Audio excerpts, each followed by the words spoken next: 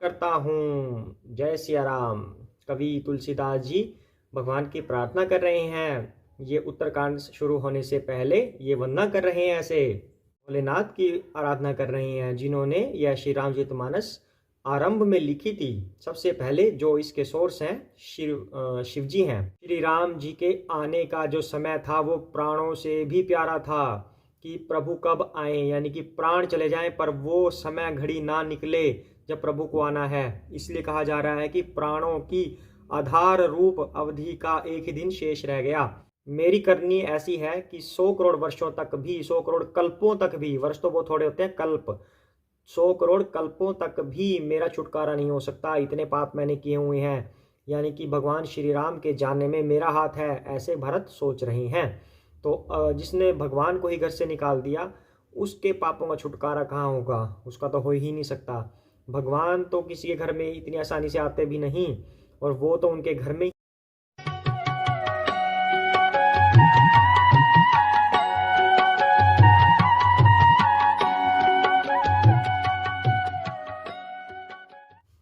जय सिया राम।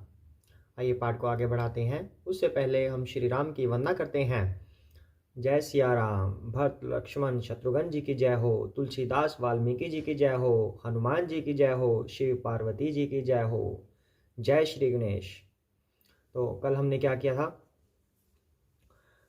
कल हमने लंका कांड का समापन किया था। उसमें प्रभु श्री राम युद्ध खत्म करने के बाद फिर सीता माता के साथ पुष्पक विमान पर बैठकर अयोध्या की तरफ आ रहे थे। तो रास्ते में उन्हें ऋषि मुनि मिले, भरद्वाज मुनि से मिले और निषाद राजगुह से मिले। यमुना नदी पर माता ने प्रार्थना की और गंगा माता को प्रणाम किया। अब आगे करते हैं। उससे पहले हम श्री राम की वंदना कर रहे हैं। श्री राम जय जय राम। श्री राम जय जय राम। श्री राम जय जय राम। श्री राम जय जय राम। श्री राम जय जय राम। श्री राम जय जय राम। श्री राम जय जय राम। श्री राम जय जय राम। श्री राम जय जय राम। जय सिया राम। तो लंका कांड समापन के बाद अब उत्तरकांड शुरू हो रहा है। तो श्री गणेश, जय श्री गणेश। धाई धरे गुर चरण सरोरूह, अनुज सहित अति पुलक तनोरूह। गुरु की वंदना कर रहे हैं। तो सप्तम सोपान शुरू होता है उत्तरकांड। श्लोक के की कंठाभ नीलम सुर वर विलस द्विप्रपादाब्ज चिन्हम शोभाढयम पीत वस्त्रम सरसीज नयनम सर्वदा सुप्रसन्नम पाणौ नाराच चापम कपीनी करयुतम बंधुना सेव्यमानम नोमिड्यम जानकिशम रघुवर मनीषम पुष्पकारूढ़ रामम। जय सिया राम। मोर के कंठ की आभा के समान नील वर्ण, देवताओं में श्रेष्ठ ब्राह्मण यानी कि भृगु जी के चरण कमल के चिन्ह से सुशोभित, शोभा से पूर्ण, पीतांबरधारी, कमल नेत्र, सदा परम प्रसन्न, हाथों में बाण और धनुष धारण किए हुए वानर समूह से युक्त भाई लक्ष्मण जी से सेवित, स्तुति किए जाने योग्य श्री जानकी जी के पति, रघुकुल श्रेष्ठ, पुष्पक विमान पर सवार श्री रामचंद्र जी को मैं नमस्कार करता हूँ। जय सिया राम। कवि तुलसीदास जी भगवान की प्रार्थना कर रहे हैं। ये उत्तरकांड शुरू होने से पहले ये वंदना कर रहे हैं ऐसे। कौशलेंद्र पद कंज मंजुलौ कोमला वज महेश वंदितौ जानकी कर सरोज लालितौ चिंत कस्य मन भृंग संगिनो कौशलपुरी के स्वामी श्री रामचंद्र जी के सुंदर और कोमल दोनों चरण कमल ब्रह्मा जी और शिव जी के द्वारा वंदित हैं। श्री जानकी जी के कर कमलों से दुलराए हुए हैं और चिंतन करने वाले के मन रूपी भोरे के नित्य संगी हैं, अर्थात चिंतन करने वालों का मन रूपी भ्रमर सदा उन चरण कमलों में बसा रहता है। कुंद इंदु दर गौर सुंदरम अंबिका तिमभिष्ट सिद्धिदम कारुणी ककल कंजलोचनम नोमी शंकर मन अंग मोचनम। तुलसीदास जी भगवान की आराधना कर रहे हैं।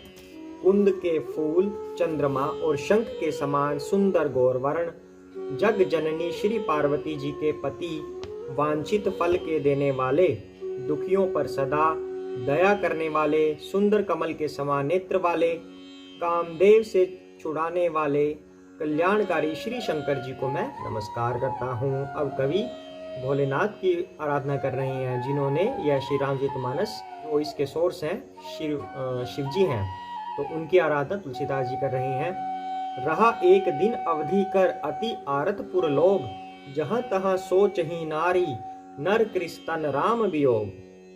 श्री रामचंद्र जी के लौटने की अवधि का एक ही दिन बाकी रह गया, अतएव नगर के लोग बहुत आतुर हो रहे हैं। राम के वियोग में दुबले हुए स्त्री पुरुष जहां तहां सोच विचार कर रहे हैं कि क्या बात है, श्री राम जी अब तक क्यों नहीं आए। सगुन हो ही सुंदर सकल मन प्रसन्न सब केर, प्रभु आगमन जनाव जनु नगर रम्य चहु फेर। इतने में ही सब सुंदर शकुन होने लगे और सबके मन प्रसन्न हो गए। नगर भी चारों ओर से रमणीक हो गया, मानो ये सब के सब चिन्ह प्रभु के शुभ आगमन को जना रहे हैं।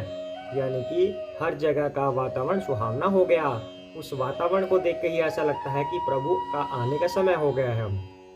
कौशल्यादि मातु सब मन आनंद अस होई, आयौ प्रभु श्री अनुज जुत कहन चाहत अब कोई।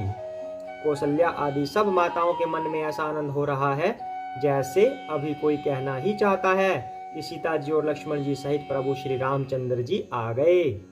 भरत नयन भुज दक्षिण फरकत बारही बार, जानी सगुन मन हर्ष अति लागे करन विचार।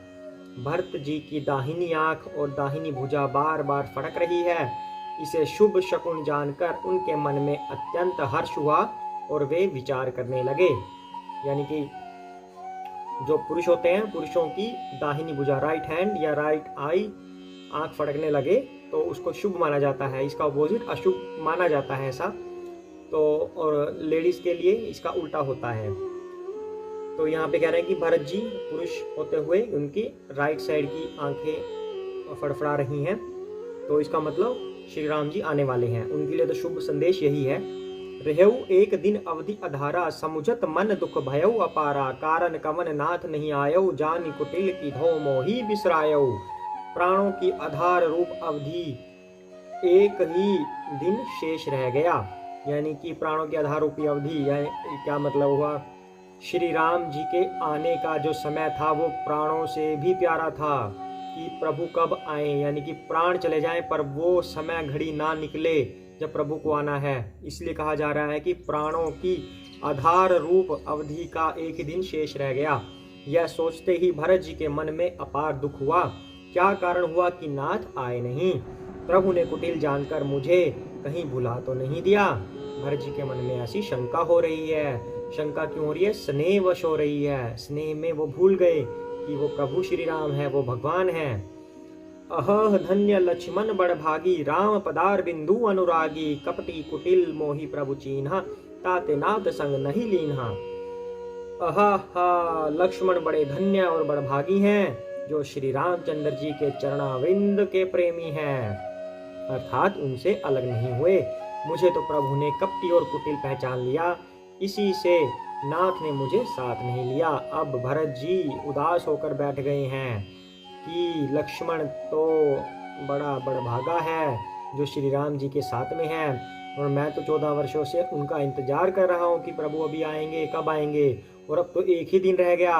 लगता है प्रभु ने मुझे भुला दिया। मेरे जैसा अभागा कोई नहीं। ऐसा भरत जी कह रहे हैं, सोच रहे हैं मन में। जो करनी समुझै प्रभु मोरी, नहीं निस्तार कलप सत कोरी। जन अवगुण प्रभु मान न काऊ, दीन बंधु अति मृदुल सुभाऊ।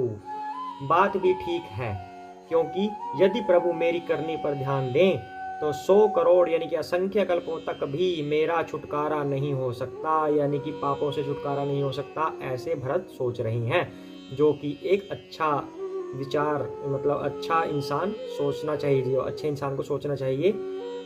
खुद को अच्छा इंसान हमेशा ये सोचता है कि मैंने पाप ही किया है, मैंने अच्छे कर्म नहीं किए, और पुण्य कर्म तो मेरे बहुत ही कम हैं और मैंने पाप ज़्यादा किए हैं, ऐसा अच्छा इंसान सोचता है। और भरत जी ऐसा ही सोच रहे हैं। कह रहे कि मेरी करनी ऐसी है कि 100 करोड़ वर्षों तक भी, 100 करोड़ कल्पों तक भी, वर्ष तो बहुत थोड़े होते हैं, कल्प, 100 करोड़ कल्पों तक भी मेरा छुटकारा नहीं हो सकता, इतने पाप मैंने किए हुए हैं, यानी कि भगवान श्री राम के जानने में मेरा हाथ है, ऐसे भरत सोच रहे हैं। तो जिसने भगवान को ही घर से निकाल दिया, उसके पापों का छुटकारा कहाँ होगा, उसका तो हो ही नहीं सकता। भगवान तो किसी के घर में इतनी आसानी से आते भी नहीं, और वो तो उनके घर में ही है और उनको निकाल दिया। भरत जी ऐसा विचार कर रहे हैं, जबकि ऐसा नहीं था, यानी कि वो एक अच्छे इंसान है। परंतु आशा इतनी ही है कि प्रभु सेवक का अवगुण कभी नहीं मानते। वे दीन बंधु हैं और अत्यंत ही कोमल स्वभाव के हैं। मोरे जिया भरोस दृढ़ सोई, मिली हही राम सगुन शुभ होई। बीते अवधि रही जो प्राणा, अधम कवन जग मोहि समाना।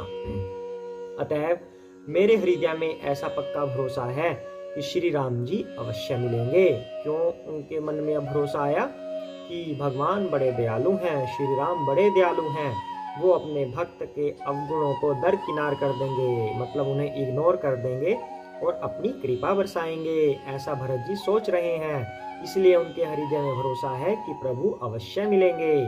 और यह सच भी है, क्योंकि भगवान बड़े दयालु होते हैं। हमने तो बहुत सारे पाप किए होते हैं, छोटे बड़े, हर समय हम तो पाप ही करते रहते हैं। अब मैंने जैसे खारिश की, इसमें भी कीटाणु बैक्टीरिया वगैरह कुछ ना कुछ तो गए होंगे, मरते हैं, तो ये भी एक पाप हो जाता है हमारे हाथ से, जो हमें पता नहीं चलता।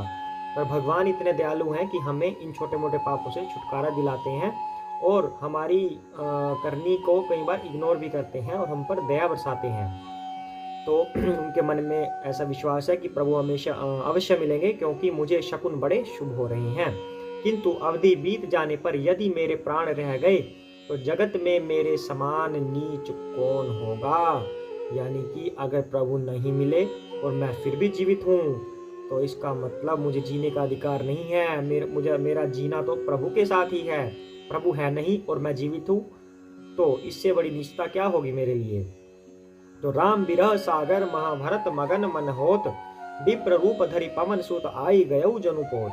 श्री राम जी के विरह समुद्र में भरत जी का मन डूब रहा था।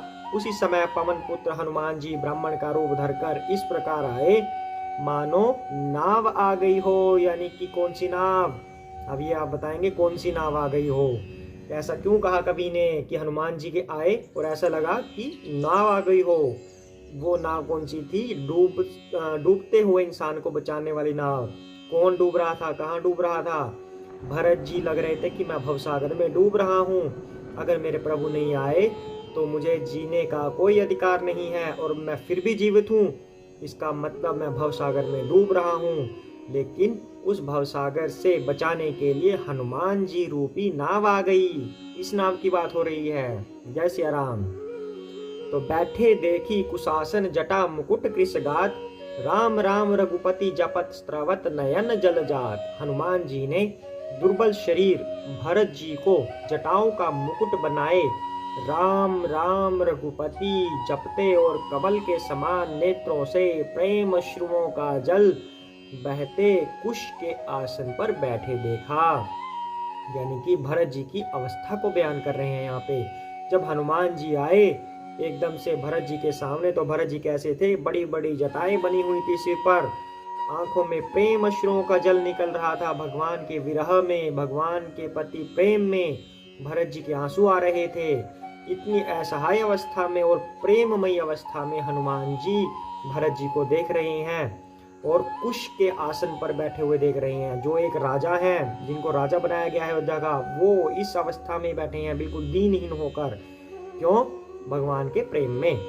देखत हनुमान अति हर्षेऊ, पुलक गात लोचन जल बरसेऊ, मन मह बहुत भांति सुखमानी, बोलेऊ श्रवण सुधा संबानी।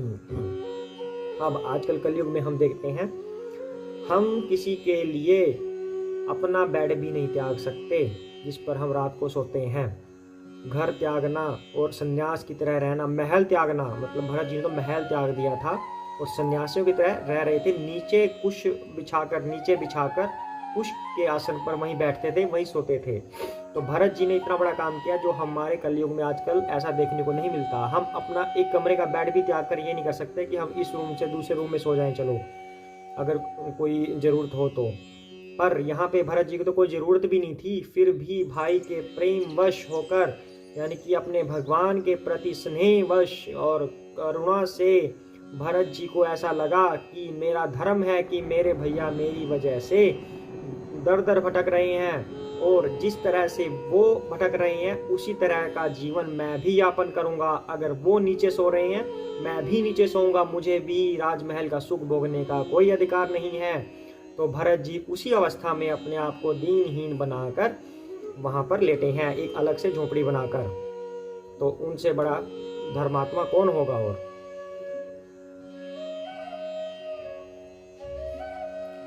तो आज के लिए इतना ही करते हैं। आज हनुमान जी ने भरत जी को देखा और कल उनकी वार्तालाप होगी। जय सिया राम।